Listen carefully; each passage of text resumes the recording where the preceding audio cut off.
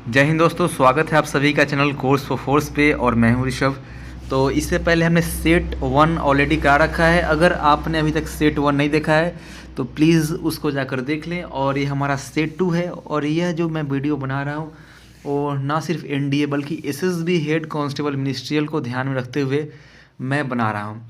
और मैं आपको बता दूं कि इससे पहले मैंने डिफेंस के लगभग सभी एग्जाम को क्वालिफाई किया और एसएसबी हेड कांस्टेबल मिनिस्ट्रियल का ज्वाइनिंग लेटर की मैं इंतज़ार कर रहा हूँ। और वर्तमान में मैं इंडियन आर्मी में मैं अभी काम कर रहा हूँ। और NDA, CDS, AFCAT, air force XY group मैंने सभी एग्जाम को क्वालिफाई किया। मैं इतना क्यों बता रहा हूँ? ताकि आपको एहसास हो सके कि आप जिससे पढ़ रहे हो वो कम से कम उस फील्ड में एक्सपीरियंस रखता है कि नहीं रखता है। तो बिल्कुल आप सही जगह पे हो। तो सही जगह पे हो तो इस चैनल को सब्सक्राइब कर लो, वीडियो को लाइक कर दो। और चलते हैं अपने पहले क्वेश्चन पे। पहला क्वेश्चन है, विच of the following was the agenda for the round table conference. Hindi में आपको बता दूं कि राउंड टेबल कॉन्फ्रेंस जो हुआ था लंदन में, उसका मेन एजेंडा क्या था, उसमें लक्ष्य क्या रखे गए थे अंग्रेजों की तरफ से। यहाँ पे बहुत सारे ऑप्शन पढ़ सकते हो। ऑप्शन क्या दिया? Discuss the Simon commission report. देखो, राउंड टेबल कॉन्फ्रेंस 1930, 1931, 1932 में हुआ था। उस समय इंडिया का वाइस रॉय पूछ सकता है तो इरविन, इंडिया का वाइस रॉय लॉर्ड इरविन या इरविन बोल सकते हो। इंग्लैंड में उस समय लेबर पार्टी की सरकार थी। इंग्लैंड में अभी भी दो ही पार्टी है, एक है लेबर पार्टी, एक है कंजर्वेटिव पार्टी। राम से मैकडोनाल्ड प्रधानमंत्री थे वहाँ पे। तो कॉन्फ्रेंस, जो राउंड टेबल कॉन्फ्रेंस है, उसमें 3 कॉन्फ्रेंस हुए थे। आपको पता होना चाहिए कि महात्मा गांधी ने सेकेंड राउंड टेबल कॉन्फ्रेंस में पार्टिसिपेट किया था। तो पूछ सकता है कि इन विच round table conference Mahatma Gandhi participated. तो आपको बोलना होगा सेकेंड राउंड टेबल कॉन्फ्रेंस। इसके आंसर पे हम बाद में आएंगे। और मुस्लिम लीग ने तीनों राउंड टेबल कॉन्फ्रेंस में पार्टिसिपेट किया था। अब राउंड टेबल कॉन्फ्रेंस हिंदी में बोलते हैं गोल मेज सम्मेलन। राउंड का मतलब गोल और टेबल का मेज, हिंदी में मेज बोलते हैं। तो गोल मेज सम्मेलन से निकला क्या था? अंग्रेज चाहते थे कि इंडिया में कॉन्स्टिट्यूशनल डेवलपमेंट पे थोड़ा बहुत काम हो। और बहुत दबाव था कि इंडिया को थोड़ा सा डोमिनियन स्टेटस भी दिया जाए। तो और कांग्रेस ये भी चाहते थे कि उस समय 1931-32 की बात हो रही है। और महात्मा गांधी ने उसी समय सिविल डिसोबीडियंस मूवमेंट, सविनय अवज्ञा आंदोलन ऑलरेडी चला रखा था। और मैंने आपको पिछले वीडियो में बताया था कि सिविल डिसोबीडियंस मूवमेंट 12 मार्च से लेकर 6 अप्रैल तक चला था। तो अंग्रेज चाहते थे कि सिविल डिसोबीडियंस मूवमेंट खत्म किया जाए। तो इसका सही आंसर क्या हो जाएगा कि कॉन्स्टिट्यूशनल रिफॉर्म इस देश में होना चाहिए। ये इसका आंसर हो जाएगा। Discuss of Simon commission report इसका आंसर नहीं होगा। और ये सभी कुछ पढ़ सकते हो।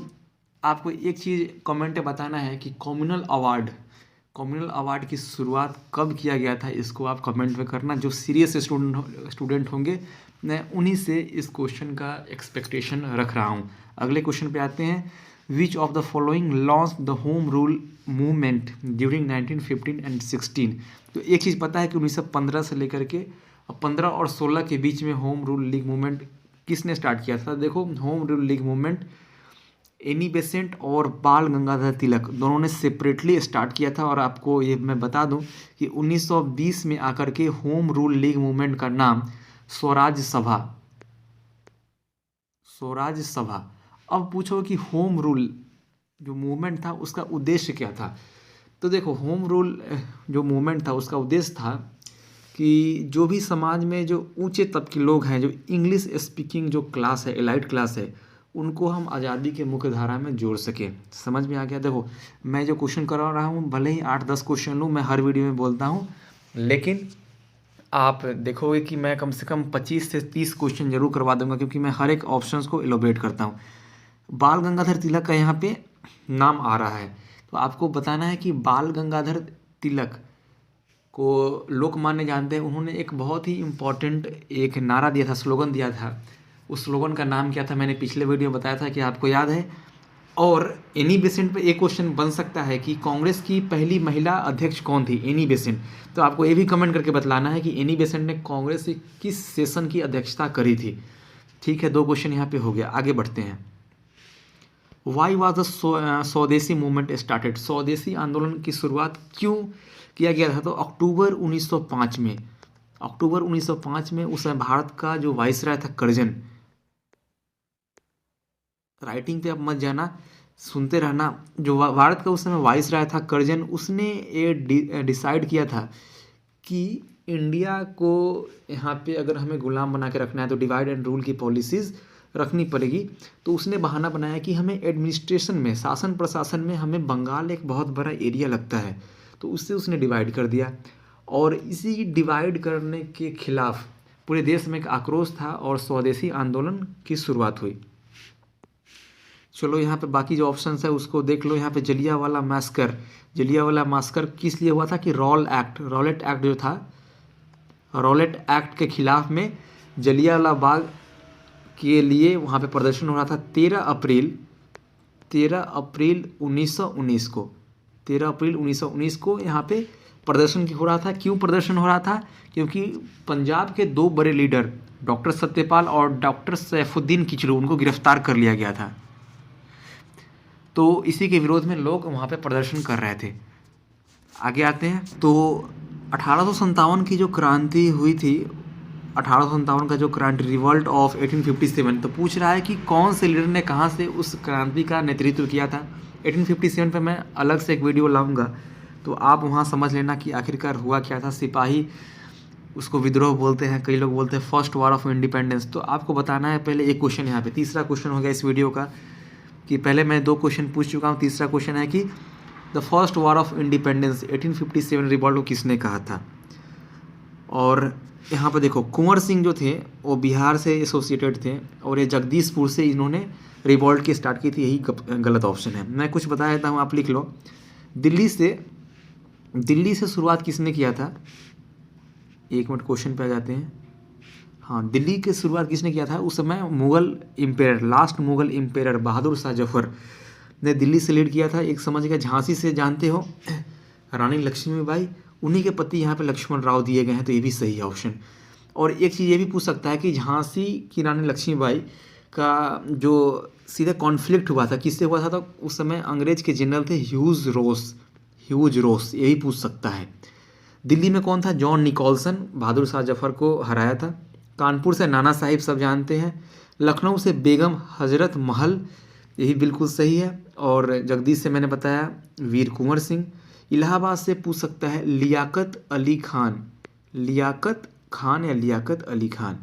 तो कुछ यादें रखना ज़रूरी है, क्योंकि अगर एक बार आप पढ़ रहे हो कि कहाँ से रिवॉल्ट शुरुआत हुआ, तो एक साथ सभी को पढ़ लो, ज़्यादा इम्पोर्टेंट रहता है। यहाँ पे कुछ वाइस रॉय और उनके नाम दिए गए हैं और किसके द्वारा कौन सा यहाँ पे इम्पोर्टेंट स्टेप्स लिए गए हैं वो भी पूछ सकता है। तो देखो, अगर इस क्वेश्चन को, मुझे तो सभी पता है कि इसका कौन सा क्या होगा, लेकिन मैं कुछ बताना चाहता हूँ आपको। तो लॉर्ड डलहौजी के शासन काल में आप जानते हो कि क्या हुआ था? डॉक्ट्रिन ऑफ लैप्स, राज्य हड़प नीति इसको हिंदी में बोलते हैं। इसीलिए तो 1857 की लड़ाई शुरू हुई, क्योंकि अंग्रेजों ने बोला था कि जिसके पास असली वारिस जिसका नहीं होगा, खून का वारिस नहीं होगा, उसका राज्य जो होगा वो सीधे सीधे अंग्रेजों के हाथ में चला जाएगा। और सतारा जो था, पहला ऐसा राज्य था जो अंग्रेजों के हाथ में आया। यही पूछ सकता है कौन सा राज्य पहले गया, तो सतारा इसका आंसर होगा। तो लॉर्ड डलहौजी का इससे किसका हो जाएगा? Doctrine of lapse. तो यहाँ समझ आओगे बी का आंसर क्या होगा? बी का 4। अब एलिमिनेशन मेथड लगाएंगे। बी का 4 जब होगा तो या तो यहाँ देखो कितना सिंपल है, सीधे आंसर डी आ गया। यहाँ तो कुछ सोचना ही नहीं है। बी का 4 तो सिर्फ यहीं पे दिया गया, बाकी कहीं नहीं है, सब गलत है। वैसे मैं बता दूँ, लॉर्ड वेलेस्ली सब्सिडरी अलायंस, सहायक संधि इसको बोलते हैं। लॉर्ड डलहौजी मैंने बता दिया। कॉर्नवाली 1793 में परमानेंट सेटलमेंट लेकर आया था, बिहार, बंगाल, उड़ीसा में इसने लागू किया था। और विलियम बेंटिक जानते हो, 1833 में इसने सती प्रथा को ख़त्म कर दिया था। ठगी प्रथा भी इसने ख़त्म किया था। और वुड्स डिस्पैच इसी के समय आया था, इसीलिए बोलते हैं कि मॉडर्न एजुकेशन का मैग्ना कार्टा वुड्स डिस्पैच को बोलते हैं। तो आगे आते हैं हम अगले क्वेश्चन पे। ये समझ में आ गया? ये मॉक टेस्ट भी आप पीछे जाके देख सकते हो, इसके लिए मैं यहाँ पर लगा रखा हूँ, यहाँ पे देख सकते हो। आगे आते हैं अगले क्वेश्चन पे। यहाँ पे कुछ इंपॉर्टेंट आर्टिकल्स दिए गए हैं और इसके बारे में आपको मैच कराना है। देखो, आर्टिकल 52 मुझे पता है कि बोला गया है there will be president of India.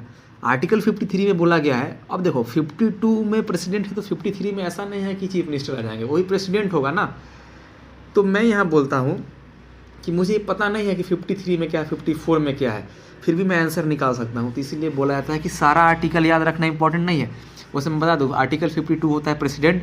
Article 53 बोला गया है कि term and condition for becoming a president of India, जिसमें आप पढ़ोगे कि प्रेसिडेंट बनने के लिए आपको सिटीजन ऑफ इंडिया इंपॉर्टेंट है, 35 साल की उम्र होनी चाहिए, ये और बहुत सारे ऐसे नियम कानून हैं। 54 बोला गया है कि प्रेसिडेंट का इलेक्शन मेथड क्या हो सकता है।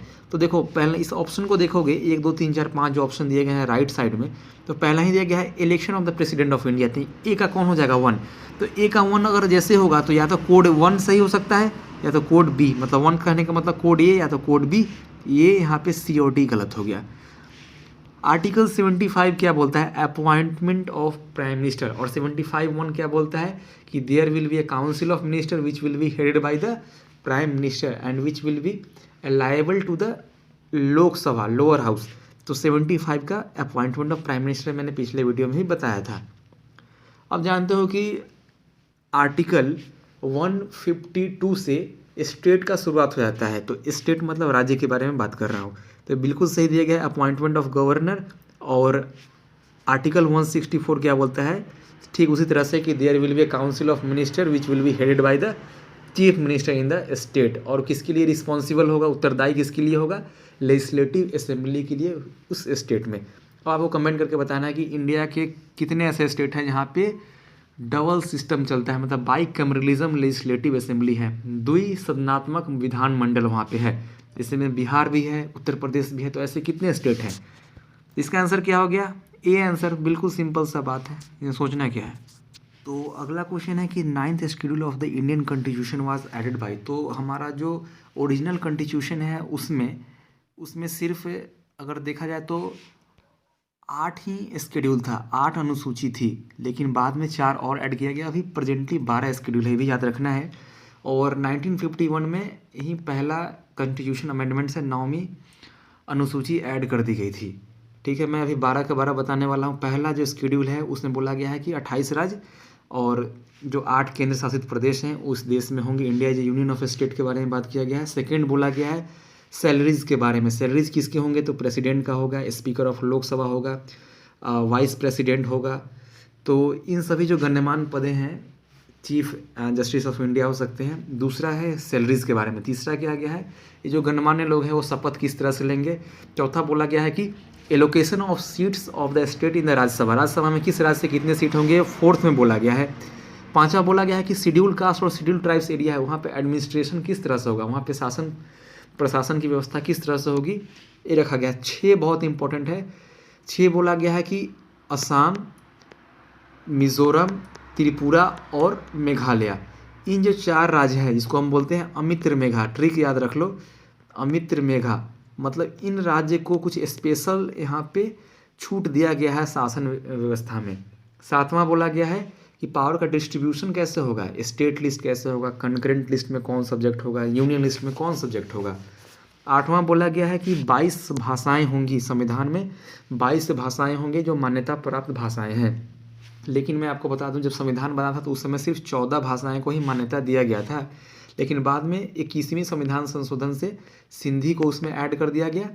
ठीक है, उसके बाद 71वें संविधान संशोधन से कोंकणी, मणिपुरी और नेपाली को ऐड किया गया, और 92वें संविधान संशोधन से डोंगरी, बोडो, मैथिली, संथाली। तो 4, 1 5 और 3 8, 14 8 22, तो इतने भाषाओं का यहाँ पे खेल है। ये तो 8 हो गया। 9वीं में क्या बोला गया, देखो 9वीं एक अपने आप में बहुत ही कॉम्प्लेक्स है।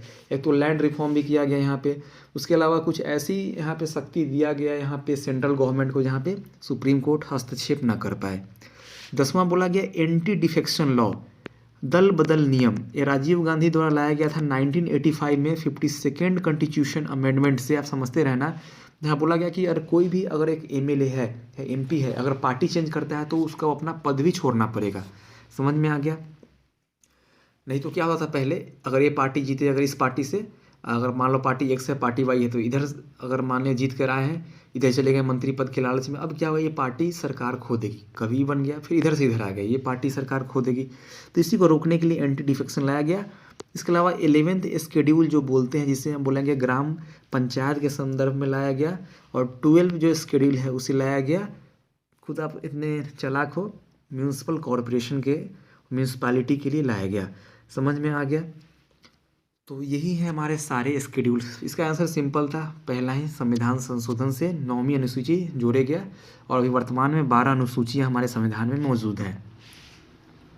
According to the constitution of India which of the following are the fundamental of the governance of the country. देखो सरकार जब चलाना होता है उसमें फंडामेंटल चीज़ क्या होता है, तो बिल्कुल सिंपल सा है, हमारा संविधान का पार्ट 4 DPSP, राज्य के नीति निर्देशक सिद्धांत, मतलब राज्य मतलब यहाँ पे सरकार किस तरह से नीति बनाएगी, उसका निर्देशन कहाँ से मिलेगा, मतलब सरकार का ऑर्डर कहाँ से मिलेगा, तो होता है पार्ट 4 DPSP, आर्टिकल 36 से लेकर 51 तक। और हम DPSP कहाँ से लेकर आए हैं, आयरलैंड के कॉन्स्टिट्यूशन से। समझ में आ गया, तो इसका आंसर हो जाएगा DPSP, पार्ट 4 में, याद रखना। विच of the following schedule of the constitution of India contains provision regarding anti defection. मैंने बता दिया है, एंटी डिफेक्शन किस में, राजीव गांधी लेकर आए थे, 10वीं अनुसूची 1985 का 52वां संविधान संशोधन, जिसमें मैं बताया कि एक्स पार्टी वाई पार्टी वाला, पीछे फिर से करके वीडियो को देख सकते हो। आगे बढ़ते हैं। Distribution of power between the centre and the state in the Indian constitution is based on the act provided in the. अब देखो इंडियन कॉन्स्टिट्यूशन में आपको सीधे बोल लूँ 90% जो कॉन्स्टिट्यूशन है हमने गवर्नमेंट ऑफ इंडिया एक्ट 1935 से बनाया है। तो इसका आंसर हो जाएगा गवर्नमेंट ऑफ इंडिया एक्ट 1935। बाकी सारा कुछ दिया गया है, Indian independence act 1947, Montagu Chelmsford reform 1919, ये सब भी बिल्कुल इंपॉर्टेंट है, देख लेना, पूछ लेता है कभी कभी कि मॉन्टेग्यू चेम्सफोर्ड रिफॉर्म कब का है और मॉर्ले मिंटो रिफॉर्म 1909 कब का है, पूछ लेता है, इसको दिमाग में रखना है। देखो इंपॉर्टेंट क्वेश्चन है, ट्रॉपिकल साइक्लोन, फिलीपींस में जो ट्रॉपिकल साइक्लोन होते हैं उसको हम क्या बोलते हैं, टाइफून बोलते हैं। इस पर उत्कर्ष सर ने एक बेहतरीन वीडियो लेकर आया है, उस वीडियो का लिंक कोशिश करूंगा मैं डिस्क्रिप्शन में दिलवा दूं, आप वहां से जरूर जाकर देख लेना कि किस रीजन में हम साइक्लोन को क्या बोलते हैं। समझ में आया। इससे इम्पोर्टेंट क्वेश्चन ये है कि अभी हाल ही में फिलीपींस में एक साइक्लोन आया था जिसको बोलते हैं राय टाइफून, पूछ लेता है कि साइक्लोन कहाँ पे आया था। इसके अलावा इंपॉर्टेंट क्वेश्चन साइक्लोन से बनते हैं, कुछ साइक्लोन के नाम दिए जाते हैं, किस कंट्री ने किसका नाम दिया वो मैं भी बता देता हूँ, जो कि 2021 और 2022 अभी शुरू हो रहा है उसमें कुछ इंपॉर्टेंट नाम है, सीधे सीधे पूछ लेता है। और आप प्रीवियस ईयर क्वेश्चन में देख सकते हो, जैसे कि निसर्ग किस देश का है, यहाँ पर मैं लिख नहीं पा रहा हूँ क्योंकि मेरे पास पेन भी नहीं है, तो मैं अंगुली से लिख पा रहा हूँ। निसर्ग है बांग्लादेश का, समझ में आ गया। इसके अलावा शाहीन है कतर का, आप लिखते चलना, मैं बोल रहा हूँ नोट डाउन कर लेना। शाहीन जो है वो है कतर का। एक मिनट भाई, शाहीन किसका है, कतर का, लिख लिया आपने। यास है ओमान का, ओमान जिसका राजधानी मस्कट है। जावेद है सऊदी अरेबिया का, जावेद जानते हो, जावेद JVED, जावेद सऊदी का है। गुलाब पाकिस्तान का है, गुलाब नाम किसने दिया है, पाकिस्तान का। सबसे इम्पोर्टेंट ताउते म्यांमार ने दिया है। और 2020 का मैं बता रहा हूँ, अम्फन तूफान भी आया था, याद करना दोस्तों, अम्फन तूफान ये दिया है थाईलैंड ने। तो मैं जितना बताया इसको जरूर नोट डाउन कर लेना आप लोग, काफ़ी इंपॉर्टेंट है, इससे क्वेश्चन सीधे सीधे आपको परीक्षा में देखने को मिलेंगे। Tungup pass is a mountain corridor connect India with, India किससे कनेक्ट करता है, म्यांमार से। और आपको ये भी जानना है कि म्यांमार में पिछले साल फरवरी में वहाँ पे आंग सान सू की सरकार को वहाँ पे सेना ने बर्खास्त कर दिया, सेना ने हटा दिया है, तो इसलिए भी काफ़ी इम्पोर्टेंट है। म्यांमार से हमारा 4 जो हमारा स्टेट है उसका बॉर्डर लगता है। नॉर्थ से स्टार्ट करें तो अरुणाचल प्रदेश, नागालैंड, मणिपुर और मिज़ोरम, ये 4 स्टेट इसके साथ बॉर्डर शेयर करते हैं। और नेपिटो इसकी राजधानी है म्यांमार की। इतना मैं इस वीडियो में आपके लिए लेकर आया हूँ। एक लास्ट क्वेश्चन देख लो, which one of the following is a warm ocean current. Ocean current के लिए मैं अलग से स्लाइड लगाया हूँ यहाँ पे, उसको देख लेना। पहले इसका आंसर देख लेते हैं। लेब्राडोर जो करेंट है वो है ग्रीनलैंड और कनाडा के पास, जो काफ़ी ठंडा करेंट माना जाता है, कोल्ड करेंट है। पेरू करेंट भी काफ़ी कोल्ड करेंट है और बेंगुलिया करेंट भी काफ़ी कोल्ड करेंट है। यहाँ पे वार्म ओशियन करेंट कौन सा हो जाएगा, खुर्सियो करेंट। और खुर्सियो करेंट कहाँ पे मिलता है, जापान के पास ओयोसीओ के साथ। और वहाँ पे करेंट, 2 करेंट जब कोल्ड करेंट और वार्म करेंट मिलते हैं तो उस एरिया को फिशिंग के लिए काफ़ी इंपॉर्टेंट माना जाता है। जापान के पास दोनों करेंट मिलते हैं, खुर्सियो और ओयोसीओ। ठीक है, ओशियन करेंट के बारे में बता दूं आपको कि ओशियन करेंट का डायरेक्शन नॉर्दर्न हेमिस्फीयर में होता है क्लॉकवाइज, सदर्न हेमिस्फेयर में होता है एंटी क्लॉकवाइज। समझ में आ रहा है? नॉर्दर्न हेमिस्फेयर में क्लॉकवाइज, सदर्न हेमिस्फेयर होता है एंटी क्लॉकवाइज। साइक्लोन का पूछे तो साइक्लोन अगर पूछे आपसे तो नॉर्दर्न हेमिस्फेयर में होता है एंटी क्लॉकवाइज, सदर्न हेमिस्फेयर में क्लॉकवाइज। तो ये चीज़ें याद रखना है। वीडियो का लास्ट क्वेश्चन था। उम्मीद करता हूँ कि आपको ये वीडियो समझ में आया होगा इसी इम्पोर्टेंट और बहुत ही महत्वपूर्ण कोटेशन के साथ कि कर्म करो फल मिलता है। आप जितना गहरा कुआं खोदोगे पानी उतना ही मीठा मिलता है। बिल्कुल सही बात है। अगर आप मेहनत कर रहे हो तो देर सवेर आपको सफलता मिल ही जाएगी। इतना मैं भरोसा आपसे मैं उम्मीद करता हूँ कि आप ज़रूर करोगे। वीडियो पसंद आया हो तो इस वीडियो को लाइक कर दें, चैनल पे पहली बार हो सब्सक्राइब कर दें, क्योंकि बहुत मेहनत लगता है। मैं रात को अभी 2 बजे वीडियो रिकॉर्ड कर रहा हूँ, क्योंकि मैं दिन में कर नहीं सकता, फ़ोन अलाउड होता नहीं है। तो फिर भी मैं चाहता हूँ कि आपके लिए मैं वीडियोज़ बनाता रहूँ ताकि किसी का पढ़ाई अगर मेरे से थोड़ा सा भी जुड़ा हुआ है और डिस्टर्ब नहीं हो। मिलते हैं नेक्स्ट वीडियो में, तब तक के लिए जय हिंद।